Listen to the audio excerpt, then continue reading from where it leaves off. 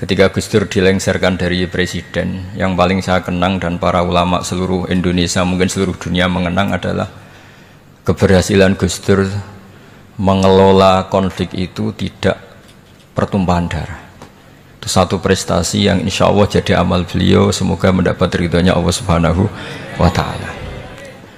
Karena yang paling dihindari oleh Islam sebisa mungkin adalah jangan ada darah menetes, apalagi hanya demi kekuasaan. Saya akan ngomong sesuai spesialisasi saya, yaitu fikih. Karena saya murid Kiai Haji Maimun Zubair yang bersanad lewat Mbah Karim sampai Mbah Hashim, atau bersanad lewat Mbah Mun, Mbah Zubair, kemudian Mbah Fakih Mas Kumambang, juga teman Mbah Hashim ketika sama-sama ngaji di Mekah. Saya akan mengkagumi Gus Dur dari segi fikih. Ketika Gus Dur dilengsarkan dari presiden, yang paling saya kenang dan para ulama seluruh Indonesia, mungkin seluruh dunia mengenang adalah keberhasilan Gus Dur mengelola konflik itu tidak pertumpahan darah. Itu satu prestasi yang insya Allah jadi amal beliau, semoga mendapat ridhonya Allah Subhanahu wa Ta'ala. Karena yang paling dihindari oleh Islam sebisa mungkin adalah jangan ada darah menetes, apalagi hanya demi kekuasaan. Sehingga Rasulullah SAW sampai berdamai ketika terjadi tarik ulur di Sulhul Hudaybiyah. Saat itu Suhail bin Amr memberi sekian poin yang mendikte Rasulullah, semuanya merugikan Rasulullah. Tapi semuanya merugikan Rasulullah, tidak ada yang menguntungkan sama sekali. Tapi Rasulullah menuruti itu semua demi tidak bertumpahan darah. Padahal Suhail bin Amr zaman itu masih kafir. Sehingga menjadi fikih bahwa perdamaian itu harus kita jaga. Sampai ada ayat wa in janahu lisalmi fajnalaha wa tawakkal 'ala Allah. Jika mereka ingin damai, kamu harus menuruti itu. Sehingga damai itu pula yang zaman era Gus Wahid, ketika beliau menginginkan negara berdasar Islam, itu banyak di buku, termasuk beliau panitia 9 persiapan kemerdekaan Pebuki, juga tadi Gus Solahuddin cerita. Beliau akhirnya kompromi juga dengan negara yang berbentuk Pancasila. Kemudian itu disosialisasikan era Muktamar Situbondo, yaitu Kiai Haji Ahmad Siddiq, didukung oleh Gus Dur karena zaman itu beliau kalah sepuh sama Kiai Haji Ahmad Siddiq. Jadi itu fikih yang saya menjadikan pengagum Gus Dur, karena ibadah Darul Mafasid Muqaddamun ala Jalbil Masalah adalah ibadah yang luar biasa. Berikutnya saya mohon sama Kiai Haji Solahuddin Wahid berkenan saya cara berpikir begini untuk Gus Dur. Jadi saya ini dari keluarga Kiai, saya juga senasab dengan keluarga Mbah Hashim karena sama-sama turunan Mbah Sambu Lasem.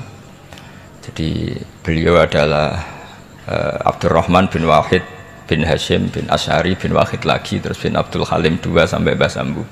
Kira-kira nasabnya sama dengan saya, dengan Mbah Hamid yang dari jalur itu. Saya mau bercerita begini. Watak seorang cucu itu biasanya mengalir dari pikiran besar mbah-mbahnya atau leluhurnya. Karena setiap mbah-mbahnya pasti berdoa dzurriatan thayyibah, yaitu anak cucu yang baik. Saya sengaja di sini bawa kitab yang ditulis oleh Muhammad Asad Shihab, seorang Libanon. Menulis bahwa Mbah Hasyim Asy'ari adalah terhitung sebagai mujaddid, sebagai pembaharu Islam, setidaknya di Asia sini atau di Indonesia.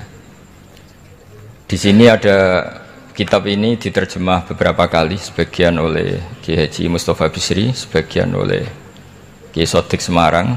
Saya punya edisi asli, edisi Arabnya, karena saya dari awal ingin ngaji sama santri-santri Tebu Ireng. Karena buyut-buyut saya itu termasuk gurunya Mbah Soleh Darat. Jadi buyut saya yang di Kudus, Pondok Damaran itu dulu Mbah Soleh Darat pernah ngaji di situ. Dan Mbah Hashim kecil pernah ngaji sama Mbah Soleh Darat. Dan tentu biasa itu dalam ilmu sanad. Guru-guru saya indukannya di Mbah Hashim juga pernah ngaji beberapa ulama di Pantura. Dan saya pastikan di antara perilaku atau manhaj Mbah Hasyim adalah, ini saya baca guru-guru beliau, kemudian ada perilaku yang persis ditiru Gus Dur. Jadi itu bukan sekedar bukan sekedar mitos atau kebetulan, beliau punya pilihan-pilihan yang dipilih sampai akhir hayatnya.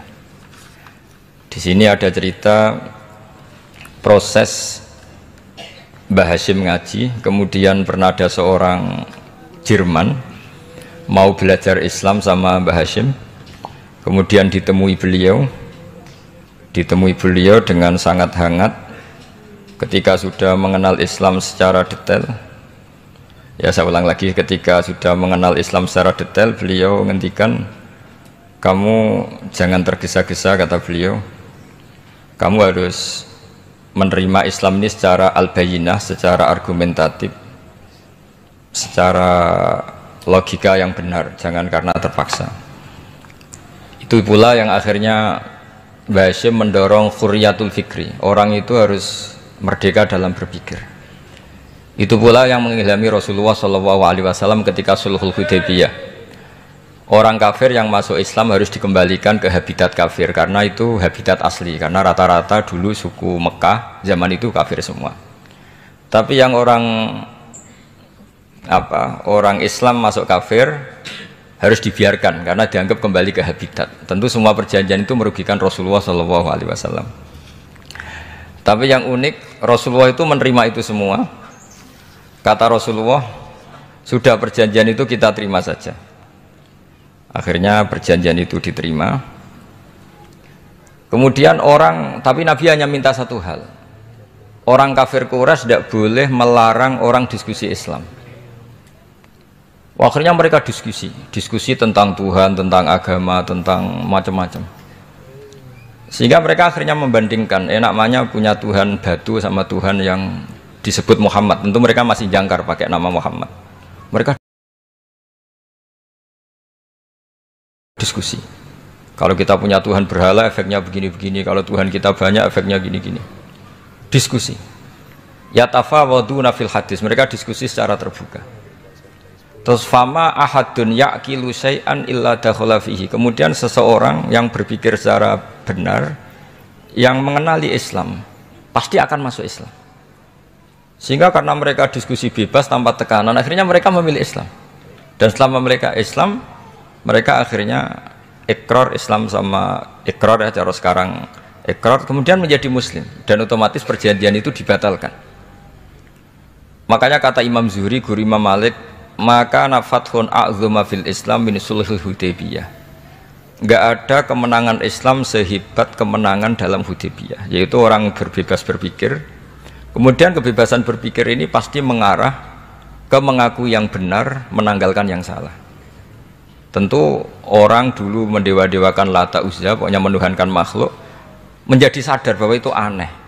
Kenapa kita harus menyembah batu yang dipahat, kenapa kita harus menyembah makhluk dan sebagainya, dan akhirnya mereka Islam.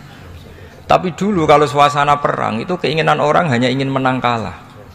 Jadi yang kafir itu hanya ingin menang, pokoknya jangan sampai kalah, nggak pernah berpikir Islam itu apa. Di mana-mana perang itu ya pikirannya menang kalah. Tapi setelah nggak ada perang, meskipun segala perjanjiannya merugikan Islam, orang akan berpikir secara objektif. Makanya fama ahadun yaqilu syai'an illa dakhala fihi. Tidak ada seseorang yang berpikir tentang Islam kecuali akhirnya masuk Islam. Sehingga itu disebut maka nafathun a'zuma fil Islam min sulhul Hudaybiyah. Enggak ada futuhat yang sebesar sulhul Hudaybiyah. Ya, kitab ini namanya Wadi'ul Labinat Istiqlalil Indonesia. Mungkin santri Tebuireng mungkin lebih tahu ya, karena harusnya lebih tahu.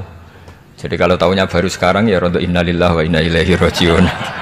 Jadi saya tidak perlu bangga lebih tahu, karena memang seharusnya Anda lebih tahu. Kalau tidak ya keterlaluan. Ya namanya itu Wadi'ul Labinatil Istiqlal al-Indonesia. Ini saya baca, tapi ini demi Gus Dur, artinya bahwa pilihan-pilihan itu mulai ada zaman Mbah Hasyim Asy'ari. Saya baca satu-satu ya, mulai kredibilitas ilmu beliau, karena dalam Islam itu harus ada sanad. Saya pernah ditanya seorang ilmuwan, Pak Bahak, kenapa Islam itu harus ada sanad? Kita kan orang cerdas, kan bisa berpikir sendiri, ngapain nunggu pikirannya orang-orang, kata saya. Terus saya bilang, agama itu agamanya Allah dan Rasul. Kalau pikiran kamu namanya agama kamu, bukan pikiran agama, kata saya.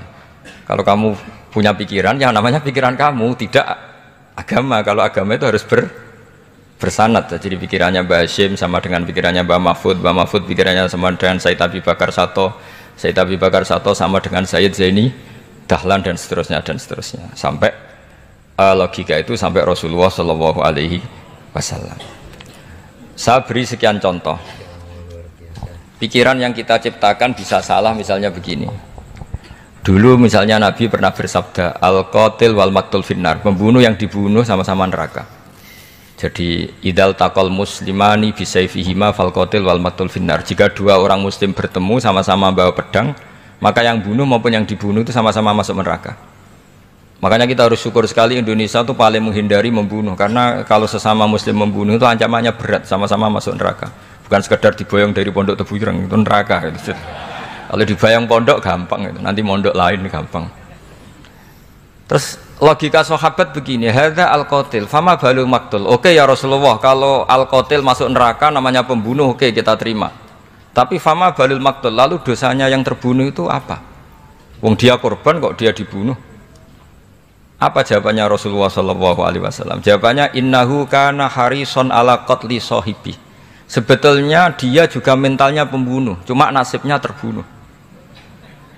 Jadi seperti misalnya sampean hasut saya, itu nggak perlu disakeni. Sebenarnya sampean yang inginnya ya menggusur saya, cuma nasibnya tergusur gitu.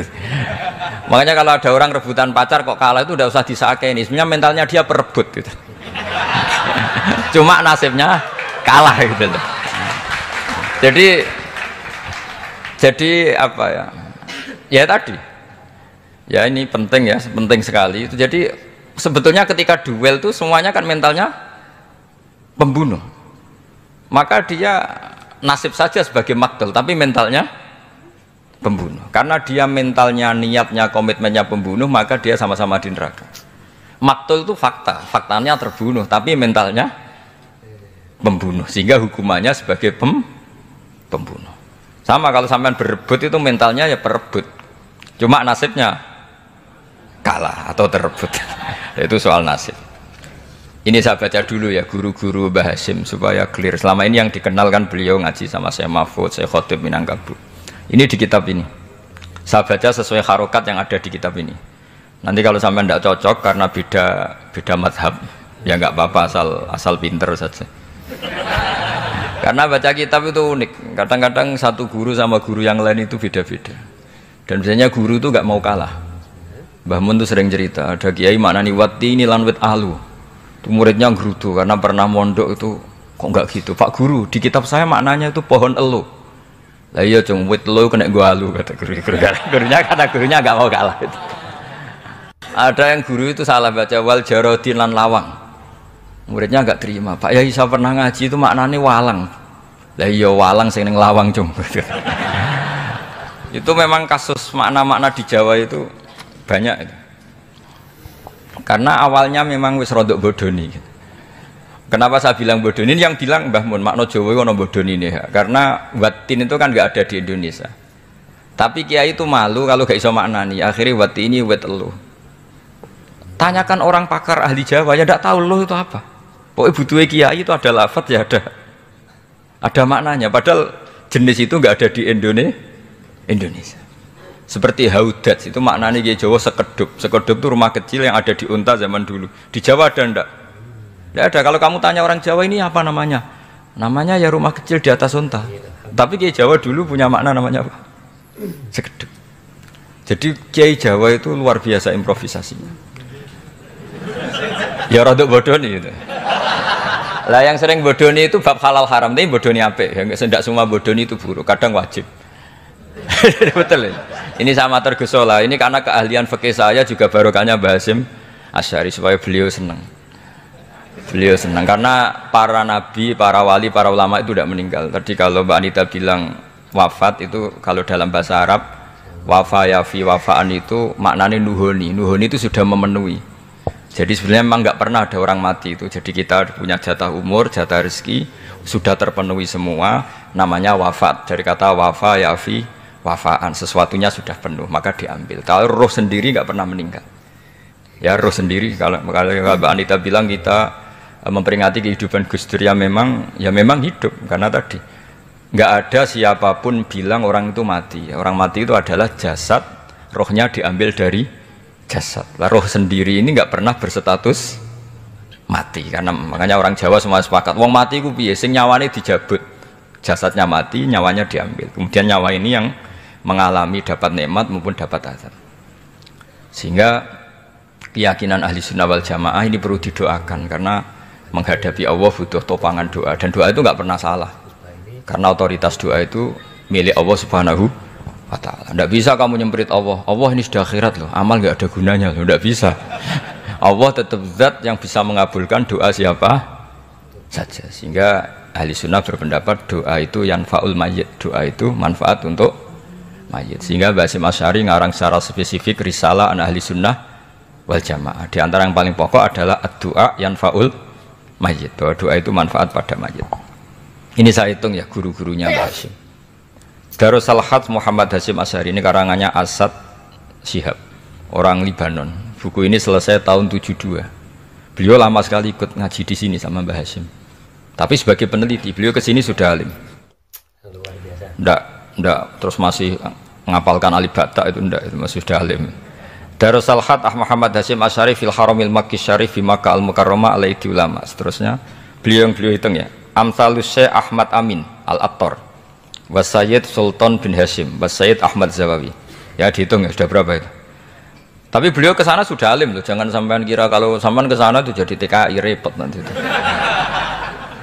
Itu kata Mbah Mun kalau ada orang mau mondok Mekah. Apa mondok Mekah wis alim dereng. Kersane pinter bahasa Arab, Bah. Bakul es nang Arab pinter bahasa Arab kata. Jadi kalau beliau kalau sama orang belum alim mondok di Mekah itu agak duka beliau. Ya, Syekh Ahmad Amin Al-Attar, Wasayyid Sultan bin Hashim, Wasayyid Ahmad Zawawi, Wasayyid Ibrahim Arab, Wasayyid Ahmad bin Hasan Al-Attar, Wasayyid Said Al-Yamani. Ini yang gurunya Mbah Zubair juga, guru-gurunya keluarga sarang. Wasayyid Husain Al-Habsyi. Ini mbah-mbahnya keluarga Habib Anis Solo. Jadi ya pokoknya keluarga besar Solo karena kita tahu Habib Anis itu bin Alwi bin Ali yang punya simtud Duror bin Muhammad bin Husain. Alladzi tawalla mansibal iftah hatta wafatul maniyah wa Sayyid Bakar Sato, ini yang ngarang Anatu Tolibin, wa Syekh Rahmatullah wa Sayyid Alawi bin Ahmad As-Segaf, ini yang ngarang Tarsihul Mustafidin. Kita tahu sarah i'anah paling terkenal adalah dua, I'anatu Tolibin dan Tarsihul Mustafidin, itu dikarang oleh Alawi bin Ahmad As-Segaf. Terus wa Sayyid Abbas Al-Maliki, itu banyak Sayyid Muhammad karena kita tahu Sayyid Muhammad adalah Muhammad bin Alawi bin Abbas, ya, Muhammad bin Alawi bin Abbas. Itu juga gurunya Basim, Wasaid Abdul Az-Zawawi, Wasaid Soleh Bafadol, Wasaid Sultan Hashim Daghistani. Jadi selain guru-guru di Indonesia termasuk Mbah Mahfud Termas, Syekh Khotib Al-Minangkabu, beliau punya guru-guru itu yang saya sebut. Lalu barokahnya guru-guru itu, ya, barokahnya guru-guru itu Basim berpikir seperti itu, dan berpikir seperti itu yang mengilhami Gus Wahid, kemudian Gus Wahid mengilhami Gus Dur. Kenapa saya cerita ini? Supaya kamu tahu bahwa pikiran-pikiran besar Gus Dur itu ada sanadnya. Jangan sampai kamu berpikir Gus Dur cerdas muka kan delok film lah, terus gue delok film kan ya repot gitu. Jadi makanya ini, karena banyak juga yang cerita Gus Dur sebagai budayawannya, sebagai demokratnya, sebagai pluralisnya. Yang cerita itu kan sudah ada, masa saya disuruh cerita itu lagi? Jadi kalau sampean saya cerita itu lagi kan coro Jawa tahsilul hasil. Jadi ini itu tidak bidang saya. Bidang saya akan melihat Gus Dur sebagai cucu Basim siapa? Asy'ari. Ini saya baca ya. Ini bahasa Jerman tapi sudah diagak-agak Arabkan. Ma'al Muhandis Karel von Schmidt. Ini Basim. Jangan kira yang pernah berkawan ya, bersosialisasi dengan non muslim itu mulai Gus Dur, mulai Basim. Ini di halaman 108 kitab tadi, Wadi'ul Labinati Istiqlal Al-Indonesi. Kitab ini boleh sampean gasap kok, nanti setelah ini tak bawa pulang atau sampean gasap nggak apa-apa, ini santri-santri tebireng nggak apa-apa. Siap ya? Ya nanti bisa dibajak. Lakot kan seterusnya hakon ziyarati ala Muhammad Hasyim wa kana dzalika fi yaum ini 7 Juli tahun 1936. Fi maqorihi Tebu Ireng. Haitsu taqaltu indahu bil muhandis Karel von Schmidt. Wa kanatil fursa saikhal tahadus ma'ahu tawilan. Terus setelah itu ini ceritanya muallif menangi Mbah Hasyim diskusi sama orang orientalis. Ini kata muallif wa hadhil uqdatu takunu aqidatan wa hiya uqdatul mustasyrikin fa kullu shay'in ya'ti minal ghurbiyin wal irobiyyin wa Eropa ya'tabirunahu dasisah. Jadi zaman itu Mbah Hasyim itu sering punya tamu dari Eropa, dari barat, dari macam-macam. Sumastatrodal muhandis fa terus seterusnya sampai nah ini cerita saja betapa Mbah Hasyim itu perkawanannya luas sekali. Terus ini cerita akhirnya orang ini sampai masuk Islam. Ketika masuk Islam di antara pesannya Mbah Hasyim, saya ulang lagi, di antara pesannya siapa? Mbah Hasyim itu beliau bilang kamu harus dipikir-pikir lagi katanya. Itu kan satu kearifan Mbah Hasyim ini saya baca karena saya takut ditegur ini, saya juga nunggu surat kok tidak datang-datang ini kok. Supaya cepat selesai. Ini bebas. Kalau ada surat malah kebenaran ini karena sudah mulai nyari-nyari. Ya jadi saya mohon nanti kitab ini bisa dikaji di sini. Nanti saya tinggal di sini ada cerita-cerita sampai beliau berteman orang Eropa, terus beliau macam-macam sampai terus saya teruskan. Summa arsalatku syirka ila Indonesia amni 1929 watana qala fi kasir minal mudun wa makatha akhiran fi madinati Surabaya bi Jawa Syarqiyah wa min huna bada'atil hidayah wa taufiq taqudanihi ilal khairi hadas lautil hadis bil amil alladhi yakti fatratas tirah. Jadi orientalis tadi ketika berteman Mbah Hasyim lama-lama tertarik oleh Islam. Ketika mulai tertarik dengan Islam, wa sya'ara bil istiqra aruhi wal amnit tam wa kaifa ya'budu rabbahu ibadatan hakikiyah. Terus mulai tertarik dengan Islam, terus konsultasi sama Mbah Hasyim. Jadi tertariknya barokahnya Mbah Hasyim. Orang ini kemudian wabakiyal muhandis itu insinyur Karel von Schmidt fi Indonesia hatnan dalatil harbul alamiyah sehingga perang dunia kedua selesai wa indama qawamal Indonesiun didal hukmil al-Hollandi fi harbil istiqlal am wa kana al-muhandis fi sufil Indonesian dafa'u islamuhu li syarika sak terus. Terus ini saya cerita, jadi Mbah Hasyim pernah mengislamkan orang Belanda, orang Jerman. Orang apa? Orang Jerman, terus orang ini hidup di Hamburg. Sampai akhirnya beliau dakwah Islam di sana. Jadi ini ini penting ya supaya sampean tahu bahwa Tebu Ireng mulai dulu adalah komunitas internasional. Ya, Tebu Ireng mulai dulu adalah komunitas internasional. Jadi terus ketika ngadepi Indonesia yang dijajah, ini Mbah Hasyim bersama kawan-kawannya sepakat iktikaf di Multazam. Ini saya baca ya. Wa akhiran istama'a ma'a nukhbatin min haula'i talaba min zalama alaihi al-had Muhammad Hasyim ala ayata'ahadu wa yaqumu bi amalin fi lailatin lailan min laili syahri Ramadan. Al-mu'azzam istama'a haula'i talaba waladina yantamuna ila iddati qawamiyatin.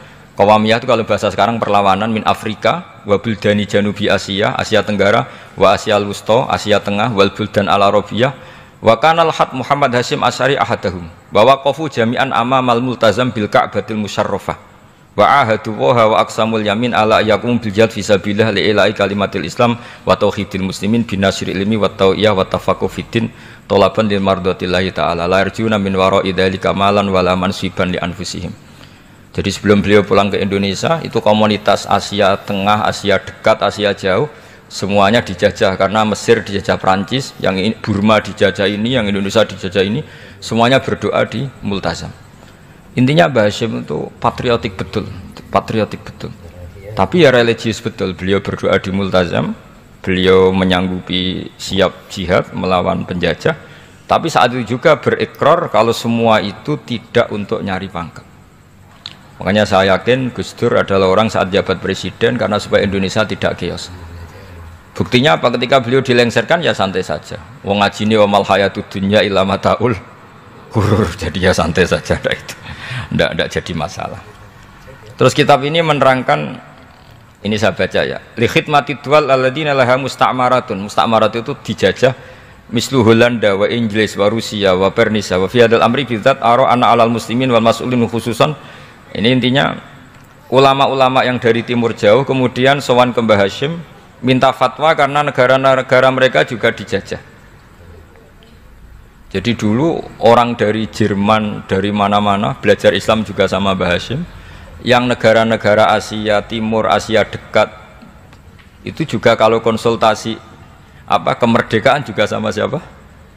Mbah Hashim. Jadi uniknya kitab ini ditulis oleh orang Libanon. Jadi orang Libanon itu saking penasarannya sama Mbah Hashim Asy'ari itu datang ke sini.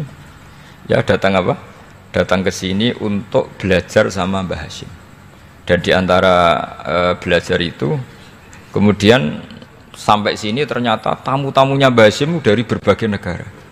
Mulai yang konsultasi cara memerdekakan negaranya karena ngalami dijajah sampai cara belajar Islam yang benar, termasuk tadi yang Karel von Schmidt tadi yang masuk Islam karena konsultasi sama Mbah Hashim, padahal dia orang Jerman. Terus di antara kelebihannya Mbah Hashim ini juga ditiru Gus Dur, wal haju Muhammad Hashim la yajidu kharajan ayuna kisau sami' wal mukhatab bal yurahibu bidzalik.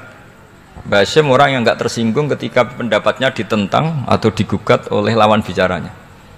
Beliau santai, tidak terus ya tidak berontak, ya santai aja. Enggak terus angger dibantah, membantah kiai kualat, itu enggak ada sanadnya.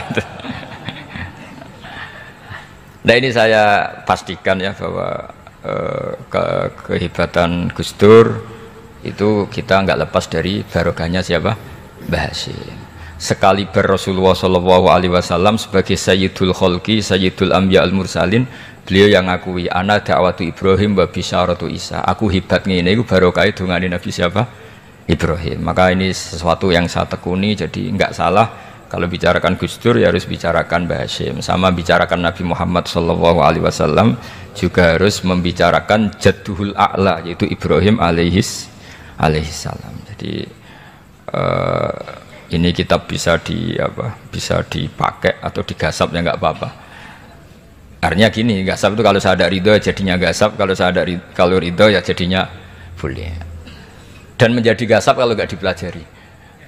Ya, jadi kalau enggak terus tinggo jimat itu kita Gus Bah sakti, wah ya repot makanya ini. Nah kalau dipakai itu gasap. Tapi kalau nanti didiskusikan sama teman-teman kemudian menjadi baik, menjadi luar biasa, saya ikut ngamal. Terus saya ulang lagi, saya teruskan. Ittisolatuhu itu komoditas beliau. Lahu ittisolatun wasi'atun wa mukatabatun ma'a katsirin min zu'ama'il alam al-islami fi dzalikal ahdi. Bianahum Asy Abdul Aziz As-Sa'alibi wa Sayyid Diyauddin wa Syairozi Adwul Injil terus beliau punya perkawanan besar di komunitas internasional, termasuk Syekh Muhammad Abdul Karim Al-Khattabi wa Sayyid Alawi bin Thahir Al-Haddad Mufti Sultanati Johor. Ya, beliau berkawan dekat sama muftinya kerajaan Johor, wa Muhammad Ali wa Syaukat Ali bil Hindi wa Muhammad Ali Jana Muhammad Iqbal yang terkenal di India itu, wa Sayyid Hibaduddin Asy-Syahrustani Wazirul Ma'arif Al-Iraqiyah. Beliau berteman sama PM Irak.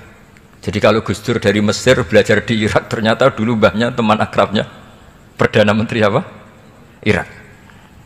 Terus banyak Waro'isu Majlis Tamyiz wa Sayyid Al-Alama Muhammad bin Aqil wa Sayyid Muhammad Jadul Maula wa Sayyid Muhammad Surur, saat terusnya itu. Jadi ini nanti saya tinggal termasuk catatan-catatan ini, saya mohon ridho dari Gus Solah dari supaya santri-santri sini belajar Mbah Hashim lebih serius supaya gampang. Kenapa saya katakan harus seperti ini? Dulu Nabi Ibrahim itu diantara anak cucunya itu secara lahir ada yang tidak soleh. Karena anak cucu itu punya otoritas, sehingga anak cucu ini yang menstatuskan Nabi Ibrahim. Sampai Allah sendiri yang meluruskan pengklaiman itu, yaitu ada ayat maka anak Ibrahimu Yahudiyah wala Nasranian, karena ada orang yang bernama Yahuda bin Yakub bin Ishak bin Ibrahim. Karena Yahuda punya pola tertentu dalam beragama, terus seakan-akan mbah-mbahnya paling ya begitu.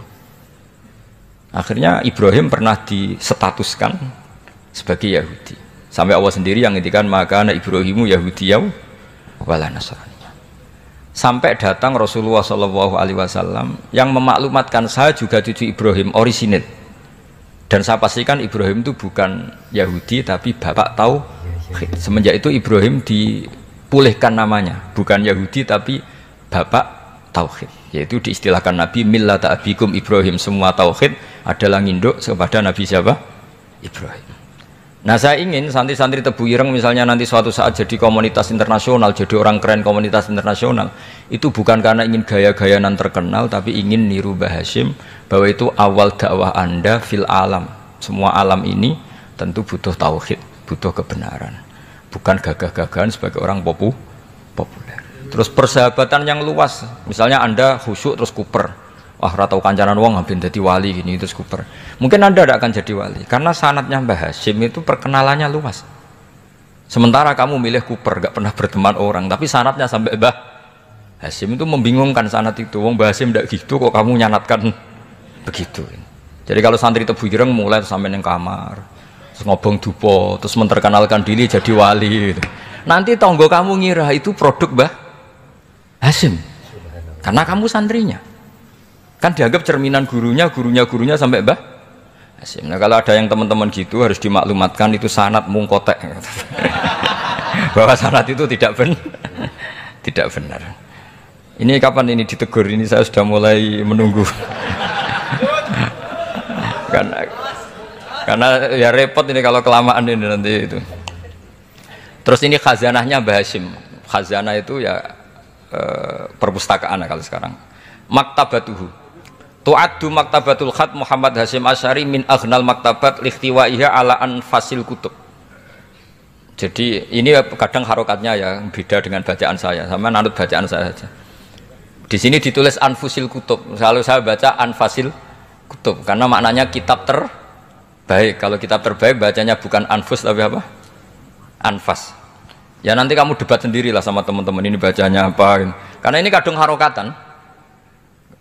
Kalau kadang harokatan repot, ape bantah itu kadang sungkan mbek sing aran, orang bantah kadang beda. Lah supaya selamat, iki ora saleh mualif, khotote sing goblok biasanya gitu korban. Biasanya gitu kalau untuk menyelamatkan kiai itu, oh ini yang ngetik yang salah. Padahal kadang kiai ini barang ya rodok salah tapi ya sembol. Daripada suudzon sama kiai kan mendingan sama pengurus. Ya gitu ya sepakat ya. Jadi ya sudah terus. Ya saya baca. Tu'addu maktabatul khat Muhammad Hasyim Asy'ari min aghnal maktabat likhtiwaiha ala anfasil kutub al-ilmiyah al-islamiyah. Jadi kalau tadi yang diceritakan para kawan-kawan Gus Dur suka baca. Itu Mbah Hasyim itu kitabnya banyak sekali dan semuanya kitab terbaik. Min matbu'atin baik yang dicetak wa makhtutatin baik yang masih tulisan tangan. Athariyatin qadimah baik kitab-kitab yang sudah hampir punah karena saking lamanya. Wa tadummu hadil maktabah jullal kutub al muallafah wal lughat al arabiyyah wal indonesia wal jawiyah wal malaysia wa ba'dal lughat al ajnabiyyah al ukhra. Jadi zaman Mbah Hasyim itu perpustakaannya sudah ada bahasa Indonesia, bahasa Jawa, bahasa Malaysia, bahasa Inggris. Itu yang nulis orang Libanon. Sampai santrinya Mbah Hasyim tidak tahu innalillahi wa inna ilaihi rajiun. Maka ini yang kepertobatan ya saya kasih. Jadi ini saya biasa guyon, kesoal ini guyon sama santri, saya tidak midatoni kiai, jadi ini guyon sama santri. Semoga guyonan ini manfaat. Wassalamualaikum warahmatullahi wabarakatuh.